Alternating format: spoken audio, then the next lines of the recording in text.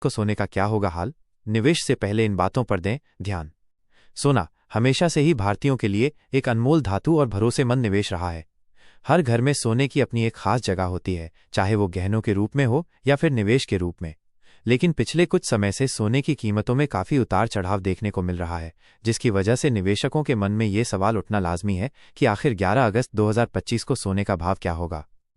इस ब्लॉग में हम इसी सवाल का जवाब देने की कोशिश करेंगे और बताएंगे कि घरेलू बाजार में सोने की चाल किन किन कारकों पर निर्भर करती है। वैश्विक बाजार और रेपो रेट का प्रभाव।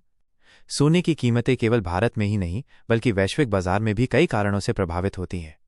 अमेरिका और अन्य बड़ी अर्थव्यवस्थाओं की आर्थिक नीतियां, ट्रेड वॉर और भू राजनीतिक तनाव सोने की कीमतों पर सीधा असर डालते हैं। जब भी वैश्विक अनिश्चितता बढ़ती है, निवेशक सुरक्षित निवेश की तलाश में सोने की ओर रुख करते हैं, जिससे इसकी कीमतें बढ़ जाती हैं।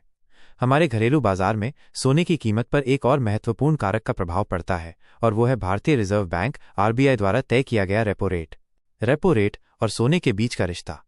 आपके मन में ये सवाल जरूर आ रहा होगा कि रेपो रेट का सोने की कीमत से क्या लेना देना है। दरअसल रेपो रेट वो दर है जिस पर आरबीआई अन्य बैंकों को उधार देता है। जब आरबीआई रेपो रेट बढ़ाता है तो बैंकों के लिए कर्ज लेना महंगा हो जाता है, जिसका सीधा असर होम लोन और अन्य कर्जों की ब्याज दरों पर पड़ता है। ऐसे में लोग बचत और निवेश के अन्य विकल्पों जैसे कि सावधि जमा, फिक्स डिपॉजिट की तरफ आकर्षित होते हैं, जिससे सोने की मांग थोड़ी कम हो सकती है। इसके विपरीत अगर रेपो रेट कम होता है तो कर्ज सस्ता होता है और लोग शेयर बाजार या सोने जैसे निवेश विकल्पों में अधिक रुचि दिखा सकते हैं, जिससे सोने की कीमतों में तेजी आ सकती है। 11 अगस्त 2025 के लिए क्या है अनुमान?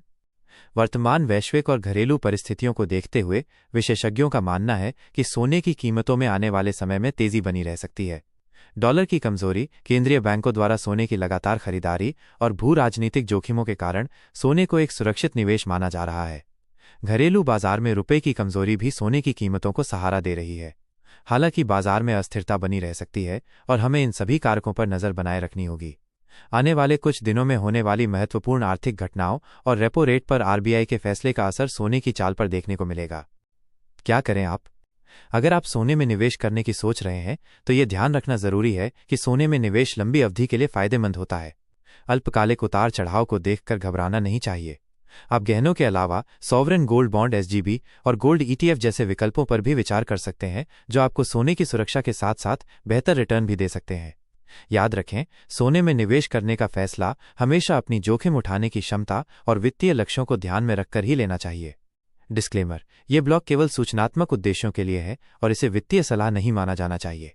किसी भी निवेश का फैसला करने से पहले अपने वित्तीय सलाहकार से परामर्श अवश्य लें।